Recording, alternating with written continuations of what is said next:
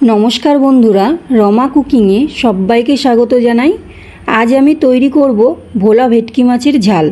सबाई कम बेशी भोला माछेर झाल बानाते पारेन, तबे आमी किभाबे बानाई सेटाई आज आपनादेर साथे शेयार करछि। ताहले चलुन देखे नेওয়া যাক आमार आजकेर रेसिपि। माछ भाजार जोन्नो कड़ाइये दिये दिচ্ছি सादा तेल। तेलटा गरम करे नेब।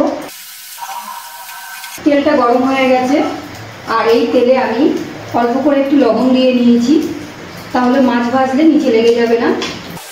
এখানে আছে 500 ওজনের একটা ভোলা মাছ, আমি ভালো করে পিস পিস করে কেটে ধুয়ে নুন হলুদ মাখিয়ে নিয়েছি। এবার আমি মাছটা ভেজে নিচ্ছি। মাছগুলো এবার একটু উল্টে দিচ্ছি। মাছগুলো ভাজা হয়ে গেছে, মাছগুলো এবার তুলে রাখছি। सब মাছগুলো আমার ভাজা হয়ে গেছে। এবারে এই কড়াইয়ের মধ্যে দিয়ে দিচ্ছি কিছুটা সরষের তেল। তেলটা গরম করে নেব। তেলটা গরম হয়ে গেছে, এই তেলের মধ্যে দিয়ে দিচ্ছি কিছুটা কালো জিরে। নাড়াচাড়া করে নিচ্ছি। এবার দিয়ে দেব একটা পেঁয়াজ, আমি কেটে নিয়েছি, সেই পেঁয়াজটা দিয়ে দিচ্ছি। পেঁয়াজটা একটু ভেজে নেব। পেঁয়াজটা ভাজা হয়ে গেছে, এবার এর মধ্যে দিয়ে দিচ্ছি টমেটো। এখানে একটা টমেটো আছে, কিছু করে কেটে রেখেছিলাম, সেটা দিয়ে দিচ্ছি। নাড়াচাড়া করে নিচ্ছি টমেটোটাকে। টমেটোটা হালকা একটু ভেজে পুরো গলিয়ে নিয়েছি।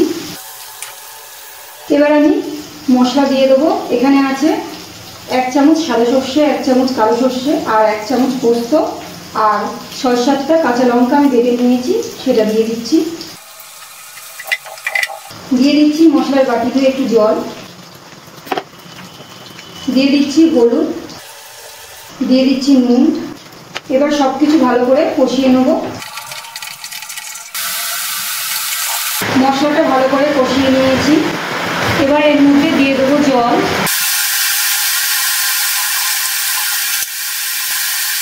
জল দেওয়ার পর গ্যাসটাকে হাইতে রেখে একটু ফুটিয়ে নিয়েছি। এবার ভেজে রাখা মাছগুলো দিয়ে দেবো। মাছগুলো দিয়ে দিয়েছি। এবার আমি গ্যাসের ফ্লেমটা একদম লোতে রেখে একটু ঢাকনা দিয়ে ঢেকে দিচ্ছি। ঢাকনাটা তুলে নিচ্ছি। এবার এর মধ্যে দিয়ে দিচ্ছি কাঁচা লঙ্কা চেরা, 5খানা কাঁচা লঙ্কা চেরা দিয়ে দিয়েছি। এবার একটু নাড়াচাড়া করে নিচ্ছি। খুব হালকা হাতে নাড়তে হবে, না হলে মাছগুলো ভেঙে যেতে পারে।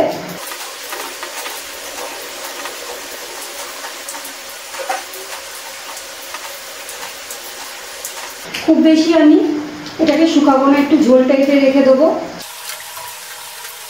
সর্ষে দিয়ে ভোলা মাছ আমার রান্নাটা একদম হয়ে গেছে। এবার আমি গ্যাসটা অফ করে দিচ্ছি আর একটা প্লেটে পরিবেশন করে নেব।